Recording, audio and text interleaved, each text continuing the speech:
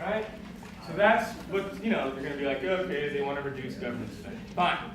That's monetary or fiscal policy? Yes. Good job. All right. Fiscal policy shift. So we're going to lower government spending. That's going to shift my LM curve down. Nope. Up? It's going to stay up. That was excellent. No, my IS curve, exactly. My IS curve is my goods market curve, right? C plus I plus G, MX, all that kind of stuff. All right? And my LM curve is my money market, right? I mean, that's what we kind of call it, right? Which is like M over P is equal to Y, L, and then like some interest rate rule or something like that. All right, so these are our lines. All right, one is Z is equal to C, I, G, and X. All right. The Z is demand, right? In equilibrium, these things equal each other, and Z is equal to Y and all that kind of stuff. And yes, the IS curve is every equilibrium in the goods market, and so our IS curve has this condition on it as well. Exactly. All right. Good stuff. Literally, the goods market. So we have a decrease in government spending. If there's questions, pop them up. See points, see weird faces, shapes. Sir. IS shifts how?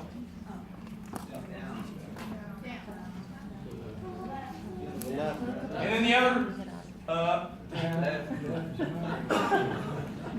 All right, so if my IS, right, has some sort of relationship between output and the interest rate, right? And if government spending goes down, here's the equation right here. If this goes down, what then is going to happen on the other side of the equal sign? Right. Y is going to go down too. That's exactly correct. And so I can pick any interest rate, right, and then make a shift so that there's a lower Y there, right? And so let's, just for fun, think that it moved this way, right? Well, at this interest rate,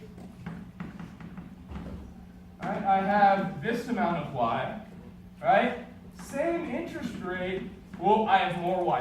That can't be correct, right? So if we don't know, right, I just don't know at all, we can check, right? Be like, let me move it up first, right? And up means away from the origin, right? That's why, sometimes left is up, sometimes down is increasing because it's moving away from the origin, right? So when we talk about up or down, all that kind of stuff, it means away from the 0, 0 origin.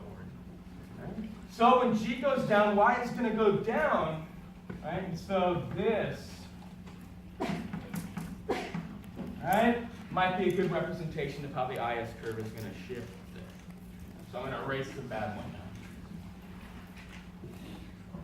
now. All right, so we've got an IS shift that went on here. That's good stuff. We're in the short run, right? So there's no movement in I right there. And so what happens to the exchange rate? Right. So we were here, right? This was our equilibrium. And then we moved here, right? And we're kind of matching up how the interest rate moves because, of course,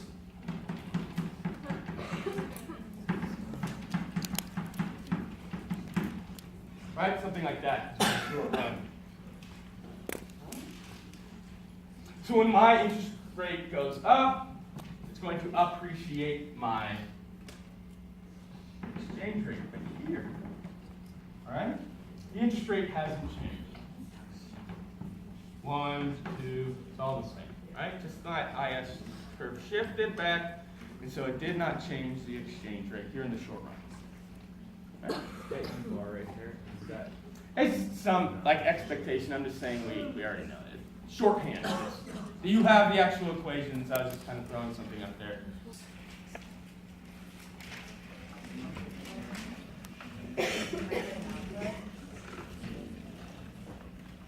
This is my trade balance, right? Net exports, which of course are a function of, yes, my own y, but that's modeled here already, but I'll put it down, right? Other people's output income and the exchange rate, the real. All right. Now,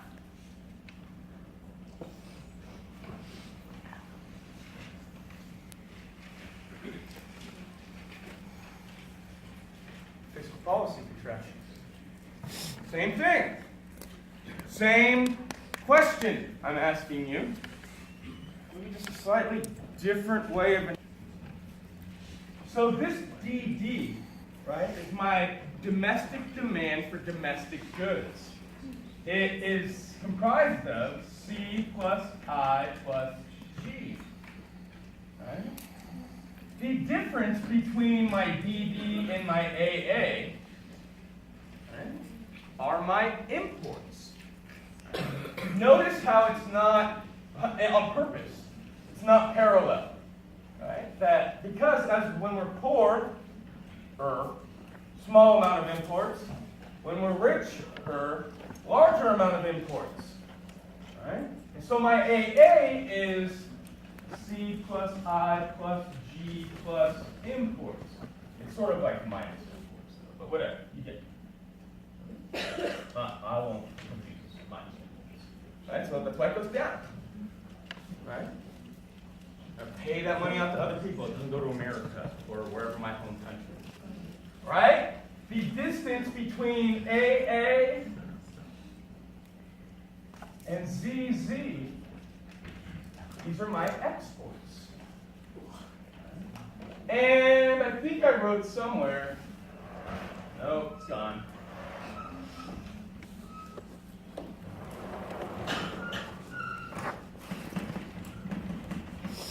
Right, the stuff right up here, right? So Z is demand, right? And so when we write this graph right here, the ZZ is the domestic demand from all peoples, right? American, sorry if I just keep saying American, I happen to be where I live. So, right, the home country's demand of the home country's goods, minus the stuff that they buy from other places, right? Plus what other people buy from us. This is our domestic demand for goods. C plus I plus G plus NX. That's how these curves all work together. You start with the demand, the domestic demand for domestic goods, just what we buy of our own stuff, right? More elastic, that's the movement, right? Because we open up to the world, I have more choices about what I want to buy now, and not all of that stuff goes to America. Right? Takes it down a bit, brings me here. And then we sell our stuff to the rest of the world, the exports, right?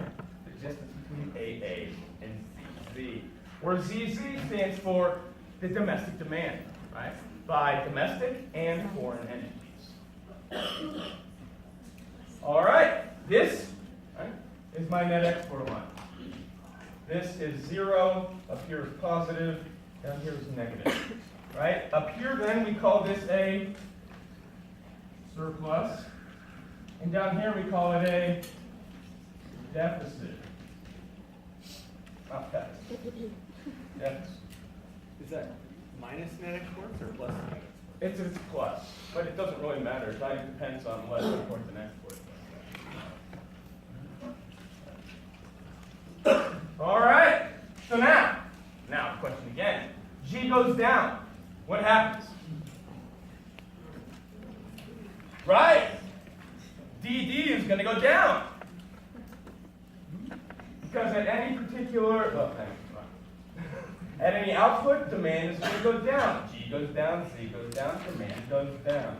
Right? So I don't have like any other colors, nor do those really help me particularly. I'll just do dashed lines for the next one. Why don't all the classes go lines go down? They all have G in them. They're wrong. Oh, sorry. Just ruin it. Right? The gentleman said something that we should all immediately have picked up on. Hey, all these lines are going to shift down. Yeah, because they all originate from the domestic demand for domestic goods, right? They all have G in it. That's another nice way of saying it, right? But yeah, so when G goes down, that's going to reduce my domestic demand for domestic goods. The difference between my domestic demand for domestic goods and AA, right, are my imports. Right? So G goes down, Y goes down, stuff's going to go down. The next one, where's my, here it is, AA. Fine. Okay. And then finally, exports, right? It's the difference between AA and ZZ. And so let me just drop this. Something.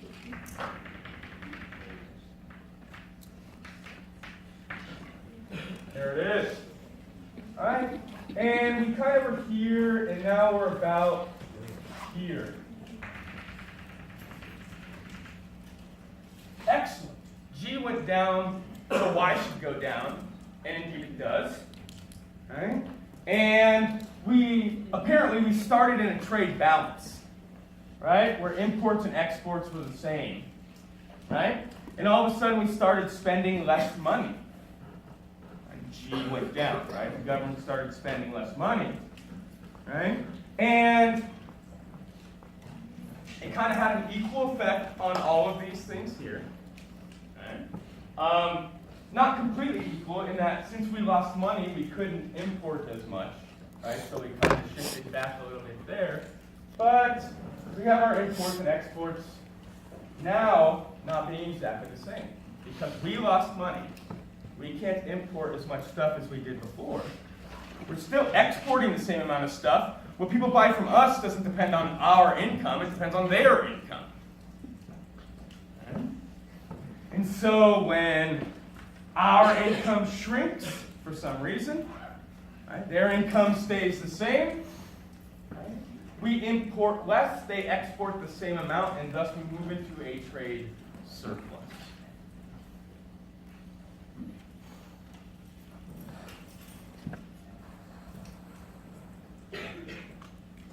Nothing happens to the exchange rate. We just have less money now. Yeah. What's on the x-axis for the net exports? 0. Well, no, like, what's that measurement? So I get that the y-axis is the amount that we're importing and exporting. Right. What's the x-axis? Just quantity?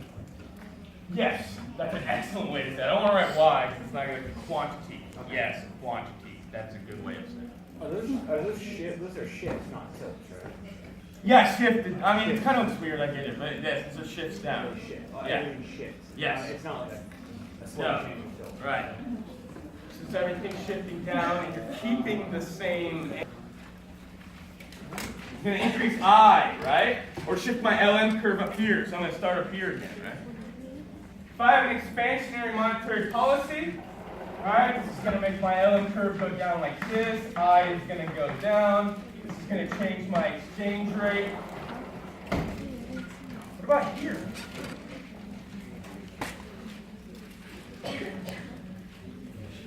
Changing the interest rate will do what? So, Ellen will know. Yeah, the LM's down. I'm talking about the bottom ones now. Your investor will change. I'm talking about contraction or Or expansion. Yeah. Is it expansion? So right, it's going to affect my big I. Definitely. Okay. When my little I goes down, my big I is going to go up. That'll shift these things in the other, pretend like they're going from that way to that way. But it does one more thing. When I move I. What else? That's right. That's right. When I move I, it changes the exchange rate. Okay? And when it changes the exchange rate, so if I goes down like this, what does it do? Appreciate or depreciate my exchange rate? Depreciate. Depreciate, right. And so if I'm here, right, let's say I'm right here, at the trade balance, right there. When I change my exchange rate, it's going to shift this net export curve. And it will happen. All right? My exchange rate's going to be depreciating. We've already said that. We're good there. All right? And so what does that mean when my exchange rate depreciates? What does that mean for me? Less purchasing power at home. Less Export. imports or exports? Less imports. Oh, massive. Yeah. Yeah? More export. I think export's ambiguous. When I have a depreciation in my exchange rate, right? So I'm here at home, my money is now worth less than it was before relative to another currency. What does that do for me in terms of imports and exports? Right? Yeah, so my money's like worth less now, right? So if I spent that same $10 on imports or something, I get less imports for that $10. That's right, okay. Okay, good. And what about exports? I think more export. More exports, right? Because now my stuff is relatively cheaper than it was before. All right. Without moving y, I understand that we will move y when I changes up here, and this stuff will happen up here, but I'm focusing on this part. Sitting here, depreciation does what to my net export? Increases. Higher exports, less imports, increases my net exports. It's called the Marshall-Lerner condition. It says that when there's a real depreciation, it's going to increase your exports, your net exports. Right? It's one of the laws. No, I don't like that word. One of the findings. Happenings